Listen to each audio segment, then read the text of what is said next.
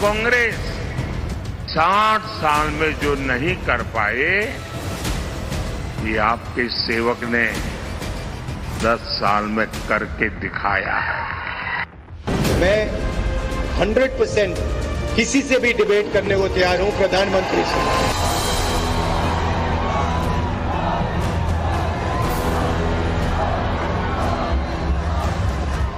मैं सिस्टम के अंदर बैठा था,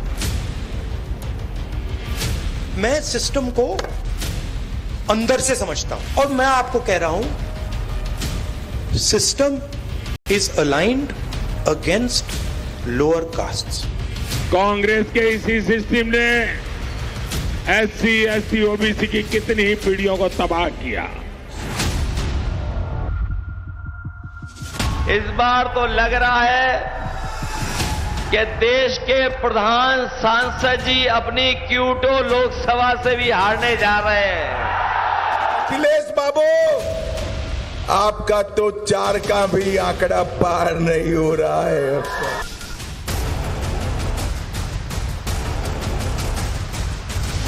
की बार मैं शर्त लगाता हूं, अगर वो 400 पार 200 पार नहीं कर सकते।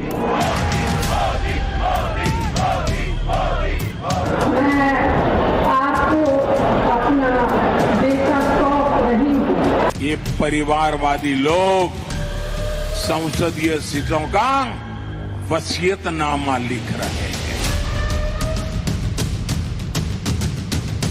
अब देश को भ्रष्टाचार से पूरी तरह मुक्त कराने का समय आ गया है। जितना कांग्रेस को गालियां देते, मैं समझता हूं राम का नाम भी उन्होंने उतना नहीं लिया होगा। 24 के चुनावी चक्रव्यूह के बस 2 चक्र और 6वां और 7वां चक्र। इसके बाद सत्ता के रण का संपूर्ण गणित भविष्य को लेकर जारी तमाम अटकलों में बखूबी तैरेगा। क्या ब्रांड मोदी फिर एक बार लहर में बदल गया? क्या इंडी गठबंधन ब्रांड मोदी की काट खोज सका? राम लहर में किसे मिलेगा सत्ता का आशीर्वाद? प्रभु रामचंद्र की, सियावर रामचंद्र की। हुई है वही जो राम रचि राखा, को करी तरक बढ़ा वही साखा। यानी होगा वही जो कुछ राम ने रच रखा है, तर्क करके कौन विस्तार दे। लेकिन मन तो मन है, पहले चरण से लेकर 7वें चरण तक अटका वही है कि होगा क्या। पहले और दूसरे चरण में सवाल उठा, कम मतदान हुआ, किसके लिए अलर्ट कॉल। तीसरे और चौथे चरण में फिर कम मतदान हुआ, सवाल उठा, किसे फायदा किसे नुकसान। और 5वें चरण की वोटिंग के बाद सवाल फिर उठा, राम लहर में क्या मोदी वापस आ रहे हैं। लेकिन 2 चरण अभी और बाकी हैं। जितना कौतूहल है, जितनी कयासबाजियां हैं, जितने किस्से कहानियां हैं, सबको विराम इस बार भी प्रभु श्री राम ही लगाएंगे। क्योंकि 2019 में राम मंदिर पर फैसला आया था और अब 2024 में भव्य राम मंदिर बनकर तैयार है। तो 2019 में भी राम थे, 2024 में भी राम है। 2019 में राम काज का रास्ता सुप्रीम कोर्ट से प्रशस्त हुआ था। इस बार यानी 24 में राम लला का भव्य मंदिर तैयार है और सनातन संकल्प की गूंज यही है, रघुकुल रीत सदा चली आई, प्राण जाई पर वचन न जाई। अगर बात कसौटी, प्रण और उसे पूरा करने की मूल्यांकन की है, तो राम मंदिर के निर्माण, उसके प्रति संकल्प और उसकी पूर्ति का मूल्यांकन जनता जरूर करेगी। ऐसे में क्या वो राम भक्त मोदी को चुनेगी? और इसीलिए पहले फेज से लेकर 6वें फेज तक प्रधानमंत्री नरेंद्र मोदी इतने ज्यादा कॉन्फिडेंट हैं क्योंकि उनको लगता है कि इस बार 24 के रण में राम लहर का व्यापक असर है। संकल्प लेना और उसे सिद्ध करना, लक्ष्य तय करना और उसे हासिल करना, मिशन सामने रखना और उसे पूरा करना। हिंदुस्तान की सियासत के इसी अध्याय को मोदी कल्ट कहते हैं, जो अभी तक तो कम से कम विपक्षी नेताओं के लिए अविदित है, अभेद्य है, अलभ्य है। लेकिन सवाल है, क्या इस बार मोदी का तय लक्ष्य सिद्ध होगा? लेकिन जब वर्ष रामलला का है, सदी रामलला की है, आने वाला समय रामलला का है, तो फिर सत्ता समर में राम भक्त उनके आशीर्वाद से अछूता कैसे रहेगा?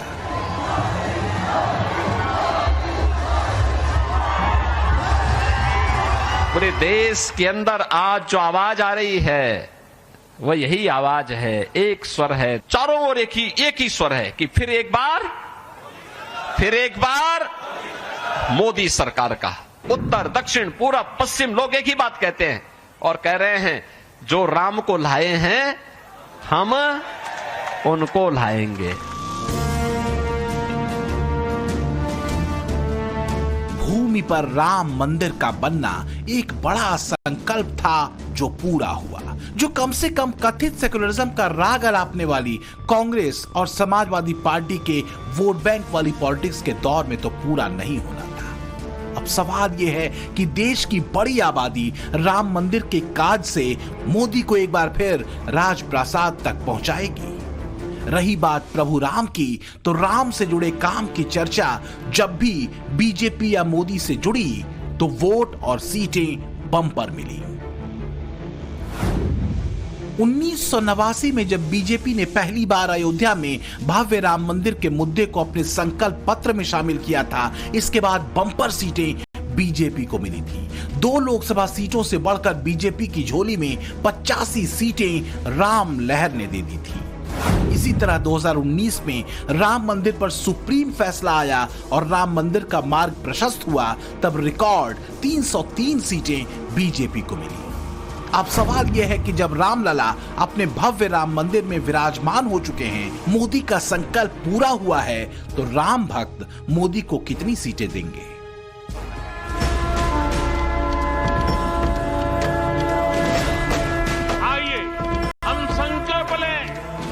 का पल पल, शरीर का कण कण। राम समर्पण से राष्ट्र समर्पण को जोड़कर जो धुरी मोदी ने तैयार की है, वो भारत की सांस्कृतिक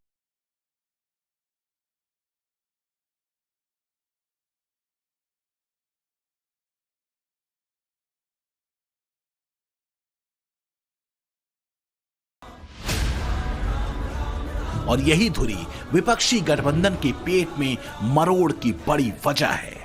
गठबंधन के नेताओं को बखूबी मालूम है कि अयोध्या के राम दरबार में मत्था टेक देने का मतलब है सनातन के उस प्राण, उस संकल्प के सामने नतमस्तक हो जाना, जिसे दिल में रखकर हर सनातनी सैकड़ों वर्षों से अपने आराध्य रामलला की राह देखता रहा, इस आशा के साथ कि एक न एक दिन रामलला आएंगे, और वो अब हो चुका है।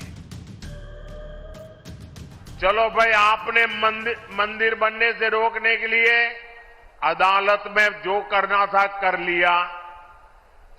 आपने मंदिर न बने इसके लिए लाख कोशिश कर ली, लेकिन जब देश की जनता ने पाई पाई देकर के इतना भव्य मंदिर बना दिया, जब मंदिर वालों ने आपके सारे गुनाह माफ करके आपको प्राण प्रतिष्ठा के कार्यक्रम में सम्मान पूर्वक निमंत्रित किया, लेकिन आपने प्राण प्रतिष्ठा के निमंत्रण को ठुकरा दिया, आपने प्रभु राम का अपमान कर दिया।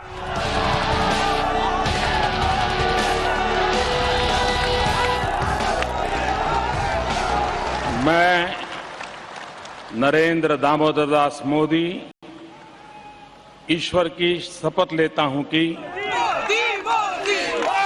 2014 के बाद से देश ने उम्मीदों और सपनों की राजनीति देखी। जिस भगवा के भय को रचकर कथित सेकुलर राजनीति की बात की जाती थी, उस राजनीति का किला ध्वस्त हुआ था 2014 में। जब तुष्टीकरण की राजनीति का तोड़ मोदी के एक मंत्र में उतरा था, सबका साथ सबका विकास।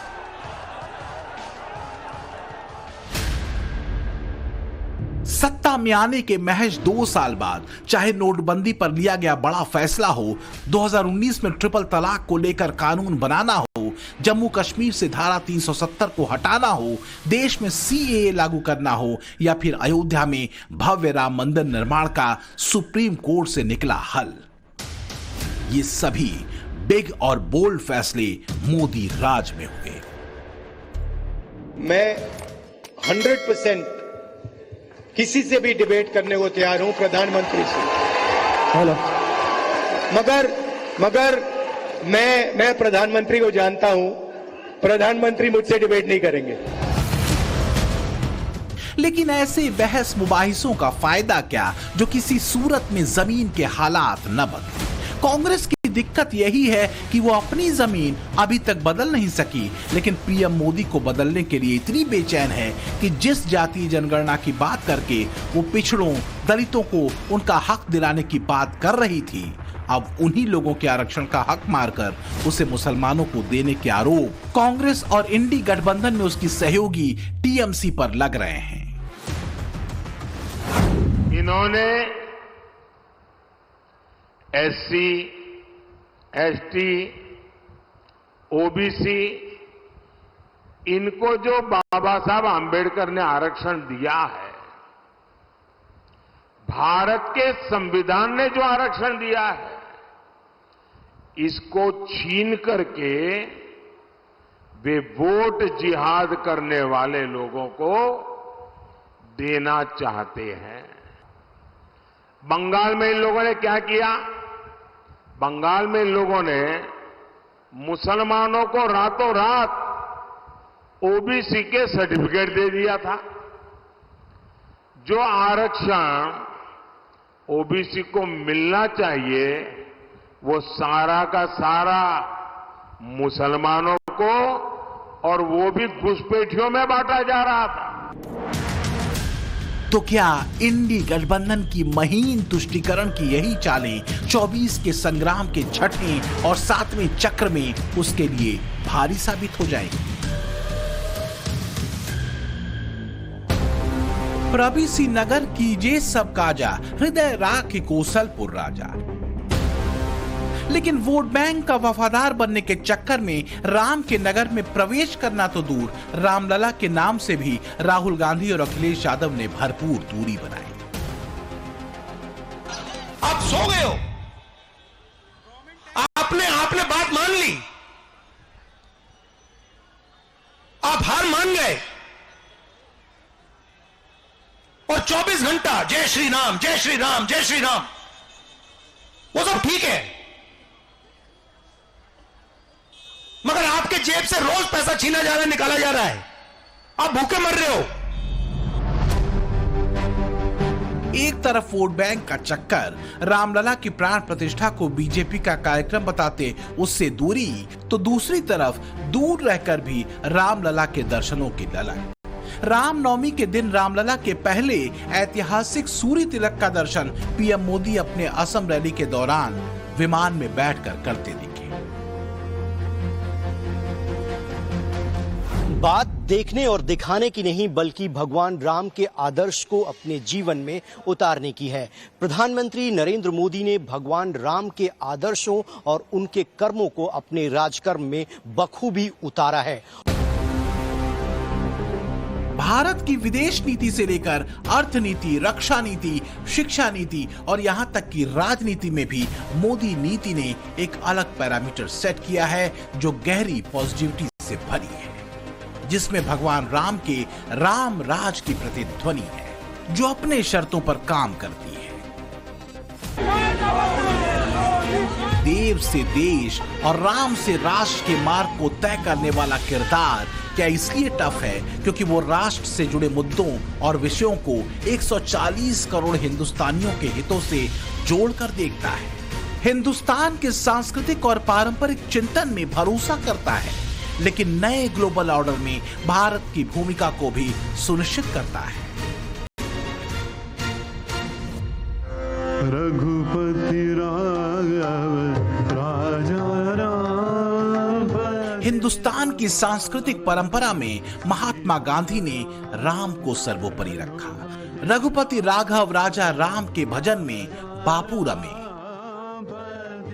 आज वही राम अयोध्या में अपनी जन्मभूमि पर 500 साल बाद विराजे हैं, जिस राम ने पूरे राष्ट्र को एक सूत्र में बांधा है। क्या वही रामलला 24 के रण में भी राष्ट्र चेतना के अहम सूत्र बनेंगे, या फिर सैकड़ों वर्षों के लंबे संघर्ष को और उसके संकल्प और साध्य को बहुसंख्यक आबादी भुला देगी?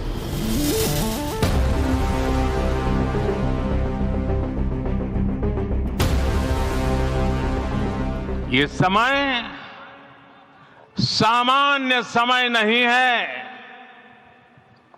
ये काल के चक्र पर सर्वकालिक शाही से अंकित हो रही अमिट स्मृति रेखाएं हैं। 22 जनवरी 2024 को अगर काल चक्र बदला तो क्या संकल्प सिद्धि का श्रेय अपरिमेय रह जाएगा?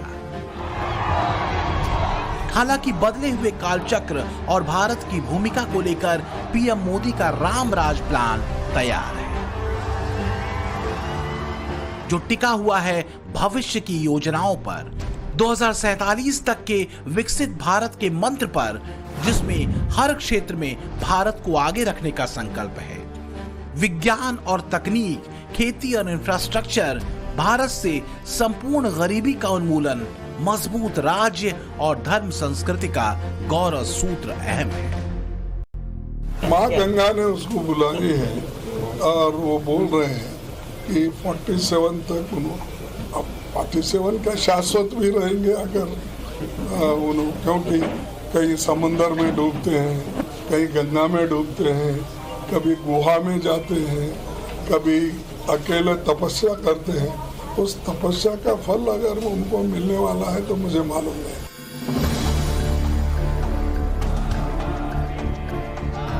जाकी रही भावना जैसी, प्रभु मूरत देखी तिन तैसी। बीजेपी कहती है कि कांग्रेस और इंडी गठबंधन की अपनी कुंठाएं हैं जो सत्ता वियोग से निकली हैं।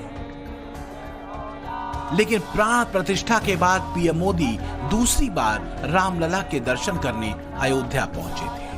रामलला के आशीर्वाद ले चुके हैं। वही वोट बैंक के फेर में एक फेरे अभी तक राहुल गांधी और अखिलेश यादव के राम मंदिर के नहीं हुए हैं। जाहिर है जनता के खाते में यह हाजिरी भी दर्ज तो हो रही होगी। 1 जून का दंगल आखिरी दंगल है। इसके बाद किस पर शनि की वक्र दृष्टि होगी और किसके हिस्से में मंगल आएगा, ये पता चल जाएगा। बाकी तो तुलसी बाबा ने ये कह ही रखा है, कर्म प्रधान विश्व रचि राखा, जो जस करहि सो तस फल जाखा।